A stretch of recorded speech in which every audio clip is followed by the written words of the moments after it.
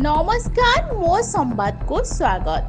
दुर्नीति निवारण सचेतनता सप्ताह 2025 आज कोरापुट जिलापाल कार्यालय सम्मुखें एक दुर्नीति निवारण सचेतनता पदयात्रा आरंभ होई सहर परिक्रमा कर निकटस्थ सद्भावना सभागृह ठारे पहुंची थिले एवं एक सभार मध्य आयोजन कर दुर्नीति निवारण को नहीं जिलापाल विजिलेंस एसपी और विभागीय अधिकारी माने वक्तव्य रखिथिले।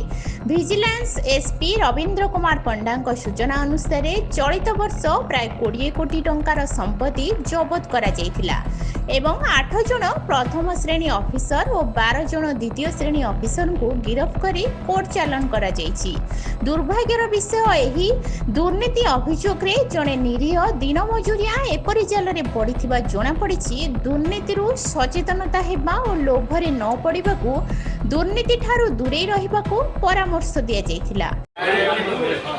22 कोटी टंकार संपत्ति जबत जानते वर्ष और नर्मदा टंका भी बहुत अच्छे शांतनु महापात्र मलकानगिरी घर सौंपा से 2 कोटी 8 लक्ष टंकार कैश मार्क आउ किसी दिन पूर्व आम जन डेपुटी रेंजर घर 43 लक्ष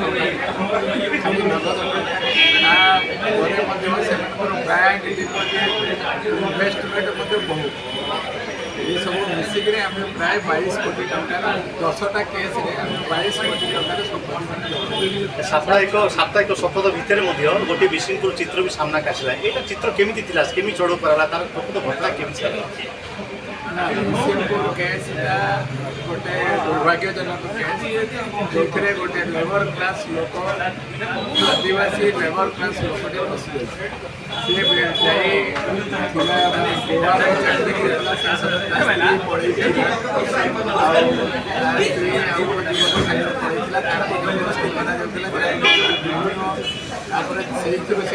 registration Koraput bureau chief Dilip chatting का रिपोर्ट मो संवाद।